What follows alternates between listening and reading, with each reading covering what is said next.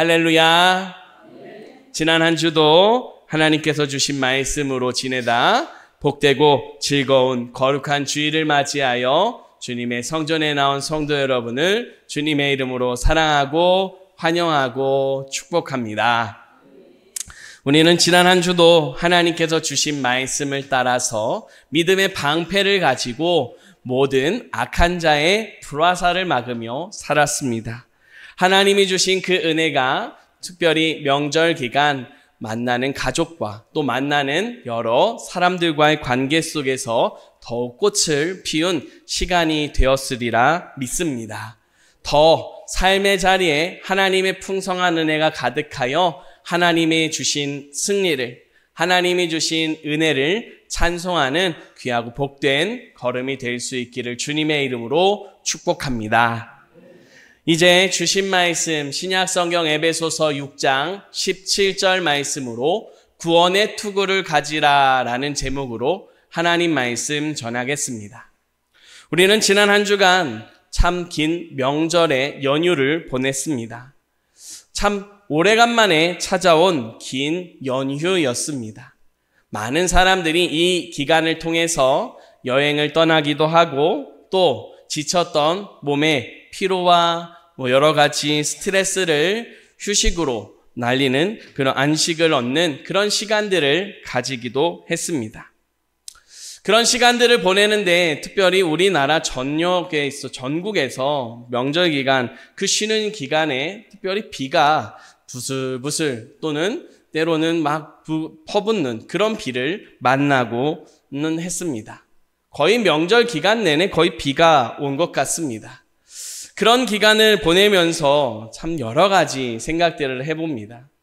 어린 시절 소풍을 가기 위해 굉장히 하나님께 열심히 기도했습니다. 하나님, 좋은 날씨 주세요. 좋은 날씨 주셔서 즐겁게 잘 놀고 오게 해주세요.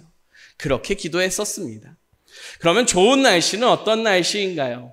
소풍을 갈 수 있는 날씨입니다. 해가 뜨고 구름이 많이 끼지 않고 정말 좋은 그런 모습들, 푸르른 모습을 볼 수 있는 그거를 좋은 날, 좋은 날씨라고 생각했었던 제 어린 시절의 모습이 떠올랐습니다. 그러면서 다시 한번 생각했습니다. 명절 기간 내내 비가 오는 걸 보면서 좋은 날씨가 뭘까? 여러분들 생각하기에는 좋은 날씨가 어떤 날씨라고 생각되시나요? 우리가 앞서 함께 찬양했지만 하나님께서는 우리에게 좋은 것을 주십니다. 그 좋은 것을 주시는 것 안에 비도 포함되어 있습니다. 그런 생각을 하면서 비가 와도 좋은 날씨다라고 하는 생각을 하면서 여러 가지 것들을 바라보았습니다. 비가 오니 야외에서 활동할 수 있는 그런 것들에 많은 제한이 따릅니다. 그러니 어떻게 할까요? 가족이 한 곳에 모여 있게 됩니다. 좋으나 싫으나 한 곳에 모여서 얼굴을 마주하고 좋으나 싫으나 대화를 할 수밖에 없는 그런 환경들이 만들어지면서 가족이 더욱더 하나가 될 수 있는 그런 시간들이기 때문에 비가 와도 좋은 날씨구나 라는 생각을 했습니다. 또 한 가지, 비가 계속 올까요? 비는 언젠가 그칩니다. 그리고 놀라운 사실은요, 다들 아시겠지만 비가 오고 나면 왠지 하늘과 자연들이 더 푸르고 짙은 정말 멋진 빛깔을 뽐내는 것 같습니다. 그런 걸 생각하니 정말 비가 오는 것도 좋은 날이구나라는 생각을 했습니다. 그러는 중에 비가 그쳤습니다. 그리고 나서 하늘을 바라보고 그리고 산을 바라보니 정말 멋지고 아름다웠습니다. 그렇게 더 멋지게 아름답게 느껴질 수 있었던 이유는 비가 계속 왔었기 때문이기도 합니다. 그래서 생각을 조금 바꾸었습니다.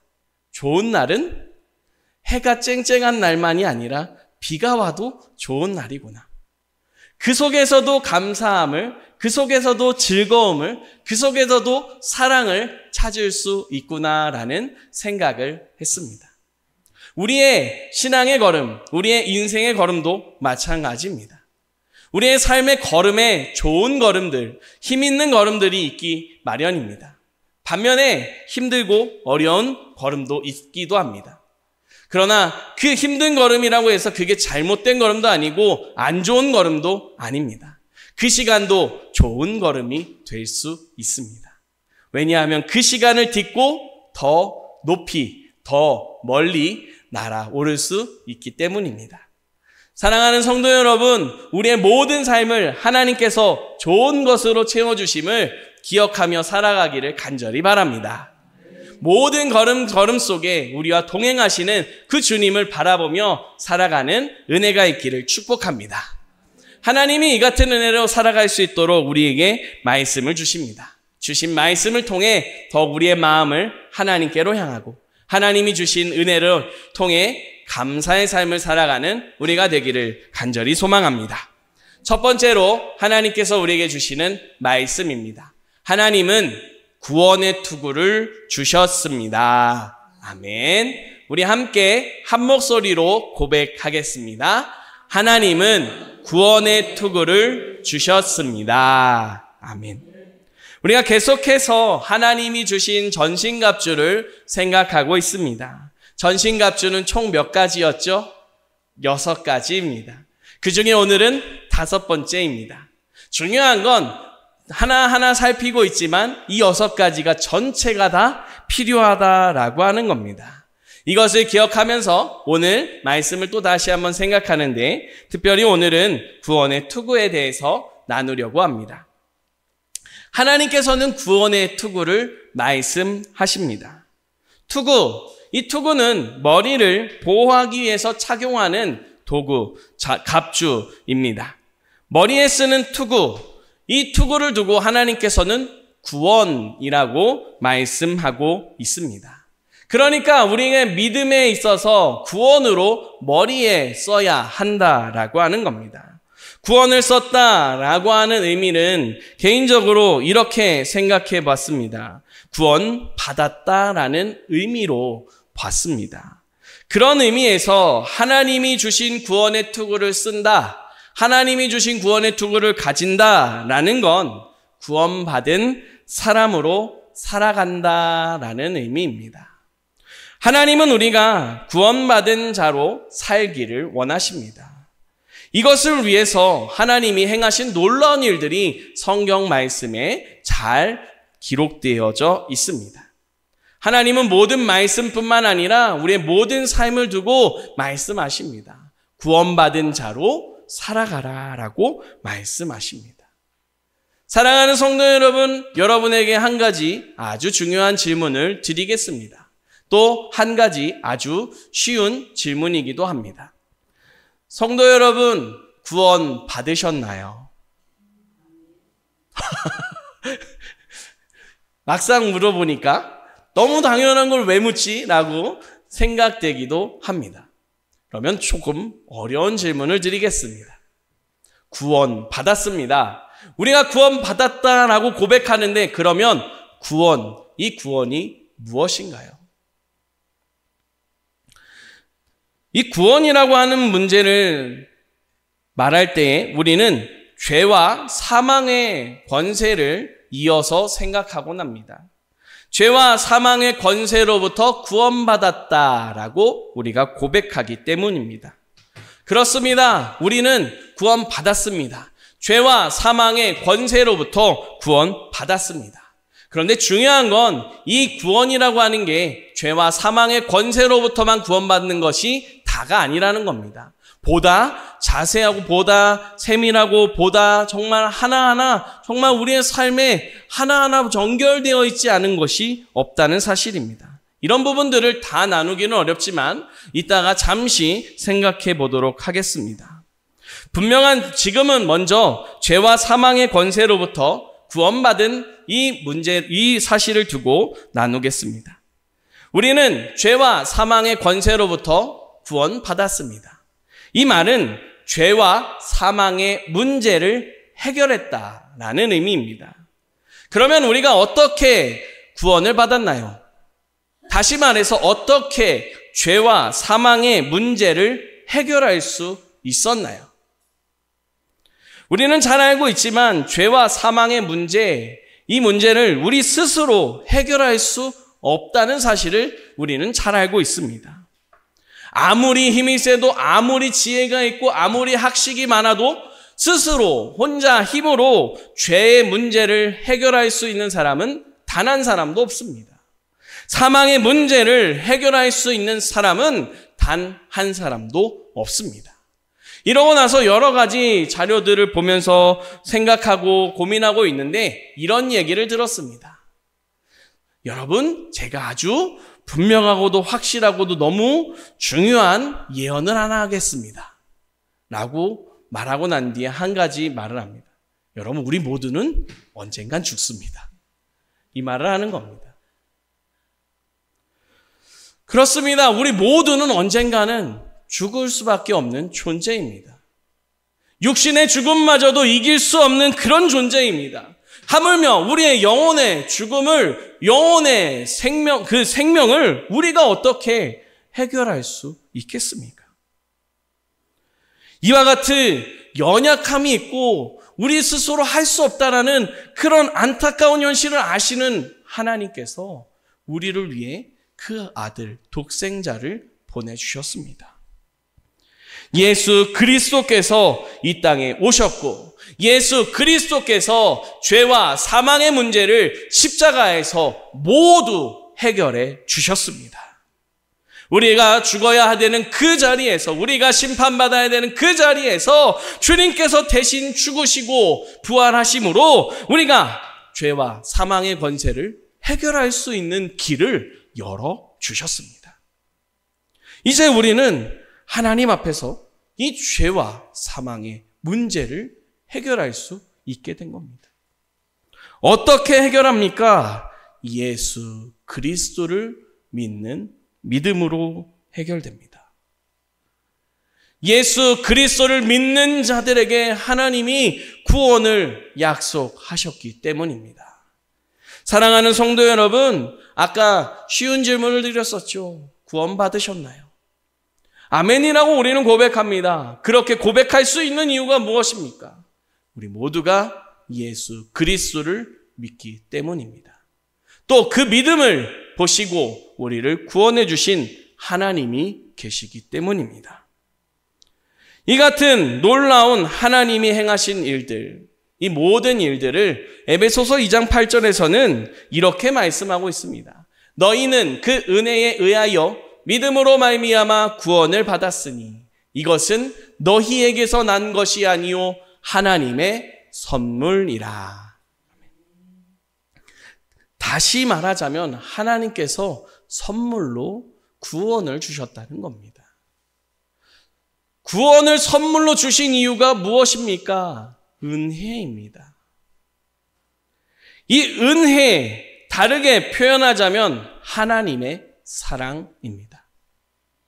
그런 의미에서 구원에는 하나님의 사랑이 나타나게 됩니다. 하나님께서 우리 모든 사람들에게 구원의 투구를 주셨습니다. 구원받은 자로 살아가기를 바라며 구원의 투구를 주셨습니다. 이것을 통해서 하나님이 바라시는 바는 우리의 삶에 하나님의 사랑이 있음을 깨닫기를 바라신다라는 겁니다. 하나님께서는 그 사랑을 우리에게 나타내 보이시는 것을 기뻐하십니다. 놀라운 그 사랑을 허락해 주신 그 사랑을 우리는 예수님을 믿음으로 고백할 때 한순간에 고백했습니다.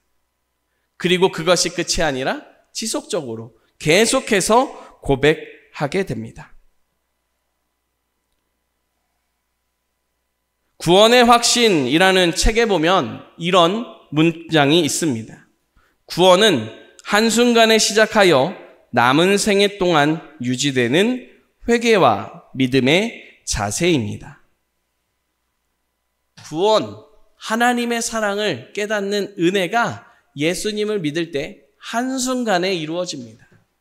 그러나 동시에 또한 우리의 삶이 계속해서 하나님의 은혜로 새로워지고 하나님의 사랑을 고백하고 찬양하는 걸음이 된다라고 설명하고 있는 겁니다.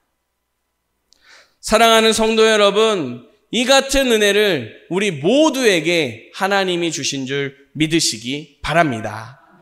하나님이 구원의 투구를 주셨습니다. 이 구원의 투구를 통하여 하나님의 사랑을 깨닫고 하나님의 은혜를 감사하는 삶을 살게 하셨습니다.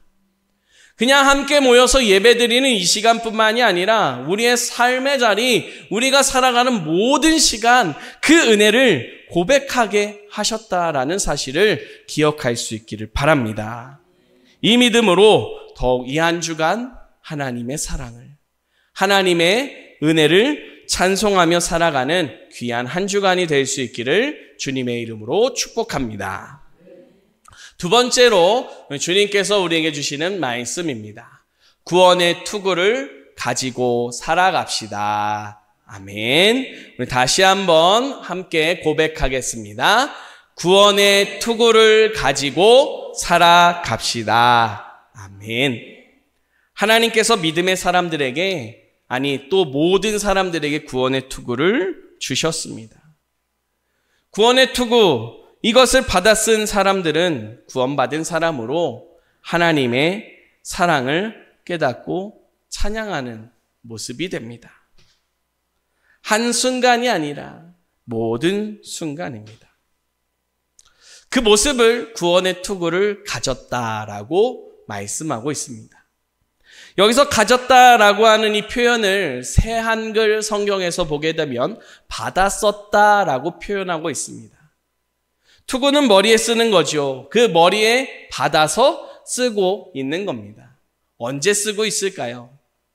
전투하는 내내 쓰고 있습니다. 계속 쓰고 있으면 어떨까요? 불편합니다. 머리가 아파지기도 합니다. 그런 불편함이 생깁니다. 그러면 어떻게 할까요?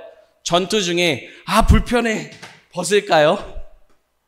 벗을 수 없습니다. 왜냐하면 나의 머리를 보호하는 귀한 장비이기 때문입니다. 아무리 불편해도, 아무리 힘들어도 쓰고 끝까지 이 싸움에 임해야 한다라는 겁니다.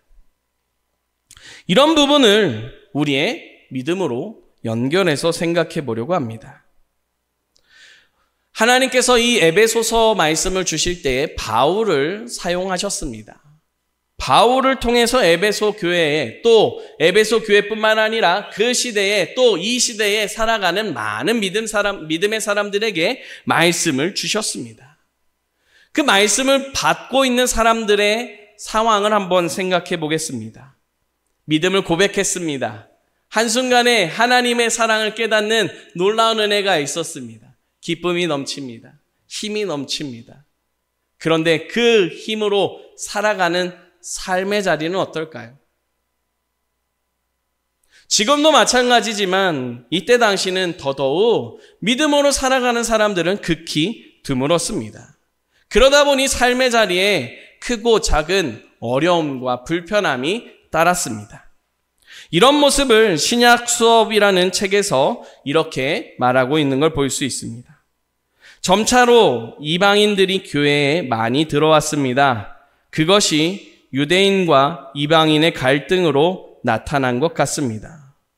다신교를 믿는 이방 세계에서 박해가 점차 심해졌습니다. 그리스도인들은 이방 세계로부터 자신들을 변호하고 고난을 견뎌낼 힘이 필요했습니다. 에베소서는 이러한 욕구에 부응하는 것으로 볼 수 있습니다. 내용을 보면요, 교회 안팎으로 지금 어려움이 일어나고 있습니다. 같이 믿음을 고백하는데 교회 안에서도 어려움이 발생하고 있다라고 하는 걸 볼 수 있습니다. 지금도 교회 안에는 불편함과 어려움이 있습니다. 어떤 게 있을까요? 우리가 하나님께 나와 예배드립니다. 모든 시간 하나님께 집중하고 하나님이 주시는 음성과 은혜와 모든 것으로 채움받고 싶습니다. 그런데 어떻죠? 순간순간 집중을 놓치기도 합니다. 또 다른 생각을 하기도 합니다. 하나님의 말씀이 아닌 다른 것으로 열심히 가다가 다시 말씀에 집중하고 예배에 집중하려고 하니까 벌써 예배가 끝나기도 하는 경우도 있을 수 있습니다. 때로는 너무 육신이 고단하여 졸기도 하고 때로는 아예 자기도 합니다. 제가 열심히 잤었던 사람입니다. 이런 불편함과 어려움들이 교회 안에도 있습니다. 그런 어려움들 속에서도 우리는 믿음으로 승리하는 자리로 나아가기 위해서 구원의 투구를 계속 써야 한다라는 것을 알 수 있습니다. 또한 우리가 살아가는 삶의 자리는 어떤가요? 삶의 자리는 하나님을 믿고 하나님을 알아가는 사람들도 있지만 하나님을 알지 못하는 사람들이 더 많습니다.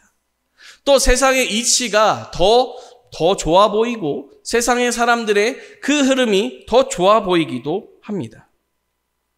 이런 모습이 시편 73편에 잘 나타난다고 생각합니다.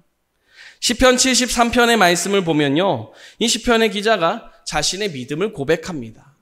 그런데 그 믿음과 신앙과 현실이 뭔가 충돌이 일어나는 것처럼 비춰집니다. 믿음으로 살아가는 자가 더 형통하고 잘 돼야 된다라는 믿음이 있습니다. 그런데 믿음이 있는 사람들은 더 어렵고 환난을 당하는 모습이 나타납니다. 반면에 하나님을 믿지 않는다라고 말하는 악한 자들은 도리어 더 잘 되고 좋은 모습으로 잘 되는 것 같은 그런 형상을 하고 있습니다. 그래서 마음이 요동합니다. 나도 차라리 그냥 저렇게 사는 게 맞지 않을까. 그러나 그런 중에서도 마침내는 분명히 하나님의 구원이, 하나님의 영광이, 하나님의 승리가 있다는 사실을 다시 고백하면서 나는 주님을 바라봅니다 라고 고백하는 기도가 바로 시편 73편의 말씀입니다. 특별히 그 73편의 마지막 절인 28절을 세번역어로 보면 이렇게 말씀합니다. 하나님께 가까이 있는 것이 나에게 복이니 내가 주 하나님을 나의 피난처로 삼고 주님께서 이루신 모든 일들을 전파하렵니다. 무슨 말인가요? 내 삶이 지금 내가 보기에는 이런 것 같지만 여전히 하나님을 가까이 하는 게 복입니다. 진정한 복은, 진정한 기쁨은, 진정한 행복은, 진정한 사랑은 하나님 안에 있습니다 라는 고백입니다. 그 고백을 지키기로 고백하면서 하나님 나를 지켜주십시오. 하나님 나를 붙들어 주십시오. 주님께서 나를 붙잡으시고 주님께서 나를 이끄시고 주님께서 나를 사랑하심을, 주님께서 나에게 주시는 기쁨을 내가 증거할 수 있도록 도와주십시오라고 간구하고 있는 말씀입니다. 구원의 투구를 살아가는 우리의 모습이 바로 이 믿음의 고백과 연결된다고 할 수 있습니다. 이런 모습을 우리 주님께서 분명히 말씀하십니다. 데살로니가전서 5장 22절 말씀에 보면 악은 어떤 모양이라도 버리라 라고 말하고 있습니다. 아주 달콤한 모습일 수 있습니다. 아주 즐거워 보이는 모습일 수 있습니다. 그러나 그것이 악이다 라고 하는 사실을 안다면, 그것이 하나님을 아는 것이 아니라 하나님을 멀리하는 죄악된 길이다라는 걸 안다면 과감하게 버려버리라는 겁니다. 우리의 삶의 자리에서 이렇게 하나님을 붙잡는 믿음의 노력이 있어야 합니다. 이따 우리 찬양 예배 시간에도 살펴보겠지만 이런 모습을 히브리서 기자는 이렇게 말합니다. 피 흘리기까지 싸워보라 라고 말하고 있습니다. 하루라고 하는 그 시간 동안에 우리가 하나님을 얼마나 붙잡기 위해 치열하게 살아가고 있는가라고 하는 것을 생각해보고 우리 자신의 신앙을, 우리 믿음의 그 모습을 점검해보라 라고 주님께서 말씀하고 있습니다. 사랑하는 성도 여러분, 하나님을 놓치지 않기 위해서 끊임없이 하나님을 붙잡고 하나님을 바라보고 하나님을 그 믿음 앞에 살아가는 귀한 걸음이 될 수 있기를 축복합니다. 더 놀라운 사실은요, 우리가 그렇게 믿음으로 이기면서 살아가려고 노력할 때 우리를 승리하게 하시는 이가 바로 하나님이시다라는 겁니다. 악은 어떤 모양이라도 버리라라고 말한 이 데살로니가전서 5장 22절 뒤에 23절과 24절에서 이렇게 말씀합니다. 우리 같이 한 목소리로 읽어보겠습니다. 평강의 하나님이 친히 너희를 온전히 거룩하게 하시고 또 너희의 온 영과 혼과 몸이 우리 주 예수 그리스도께서 강림하실 때에 흠없게 보존되기를 원하노라. 너희를 부르시는 이는 미쁘시니 그가 또한 이루시리라. 아멘. 할렐루야. 평강의 하나님이 우리를 믿음으로 부르셨습니다. 구원으로 인도하셨습니다. 우리를 인도하신 그 하나님이 우리를 흠없이 보존되도록 이루어 가신다라고 말씀하고 있습니다. 우리는 연약합니다. 죄와 사망의 권세를 이길 힘이 없습니다. 그런 중에서도 이기기 위해, 믿음으로 서기 위해 애쓰는 우리가 승리하게 하십니다.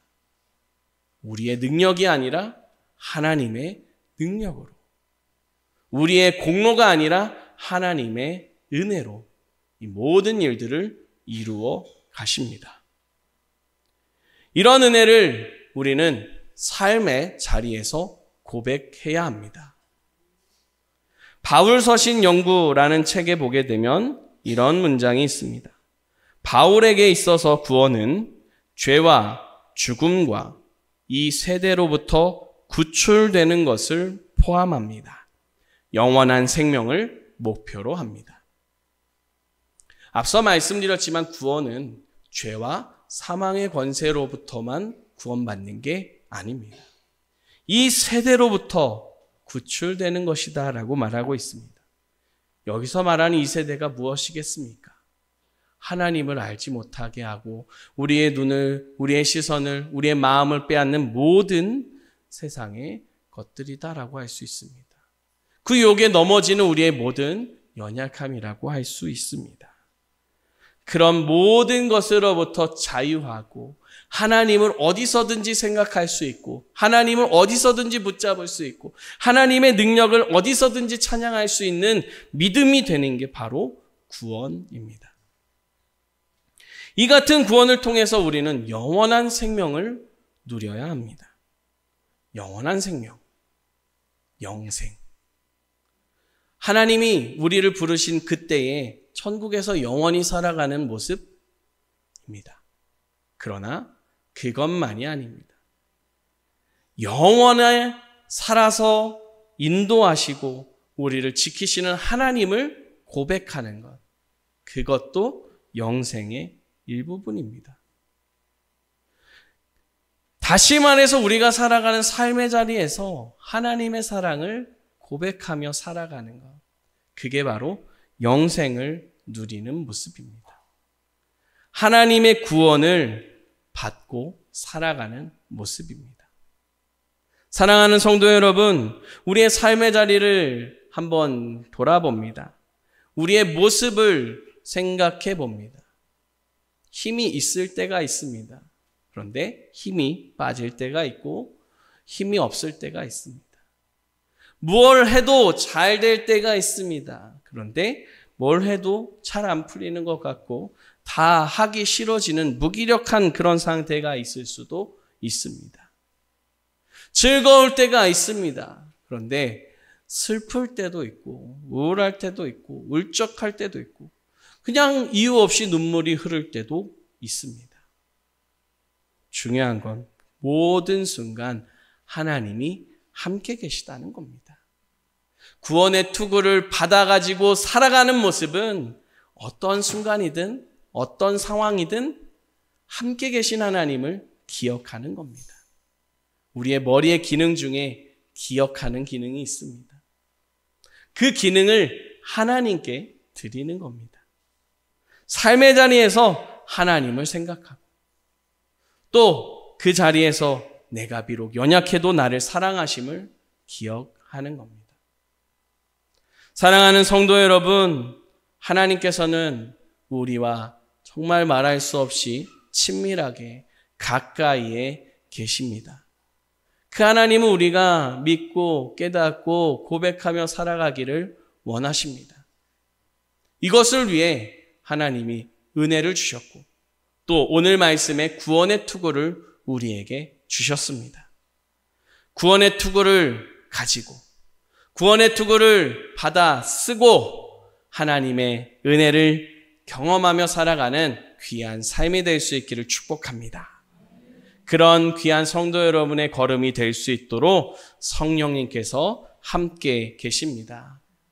그 주님의 인도하심을 기억하며 마음이 연약할 때 주님이 주시는 위로와 소망으로 일어서고 마음이 기쁠 때에 하나님이 주시는 찬송으로 감사하며 하나님의 영광을 나타내는 귀하고 복된 믿음의 산증인이 되시기를 주님의 이름으로 축복합니다. 기도드리겠습니다. 하나님 감사합니다. 저희에게 구원을 허락하시니 참 감사합니다. 하나님이 주신 구원의 투구를 쓰고 하나님 앞에 더 감사하며 살아가기를 원합니다. 성령의 충만함으로 인도하여 주시고 구원의 기쁨을, 구원의 능력을, 구원의 영광을 찬송하며 살아가는 저희의 걸음 되게 하여 주시옵소서. 예수 그리스도의 이름으로 기도드립니다. 아멘.